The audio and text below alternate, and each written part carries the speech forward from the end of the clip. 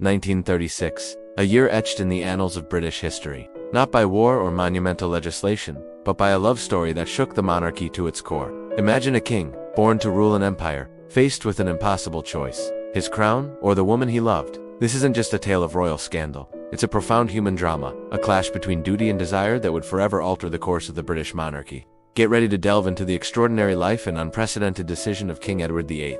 Born into immense privilege, Edward was charismatic, modern, and a refreshing change from his more traditional predecessors. He captivated the public with his charm and progressive views. However, beneath the polished exterior lay a restless spirit, a man who yearned for a life beyond the rigid confines of royal protocol. His romantic entanglements were numerous, but one woman would come to dominate his affections: Wallis Simpson, an American socialite, twice divorced, and, in the eyes of the establishment, utterly unsuitable to be queen.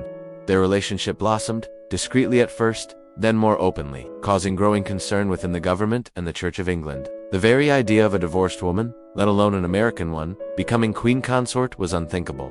The political and religious implications were staggering. The king, as head of the Church of England, could not marry a divorcee whose former husbands were still alive. Pressure mounted, but Edward was unyielding. He was deeply in love, convinced Wallis was his soulmate. The crisis reached its peak in late 1936. Prime Minister Stanley Baldwin made it clear: the marriage was unacceptable. Edward was offered a compromise, a morganatic marriage, where Wallis would be his wife but not queen, but he rejected it.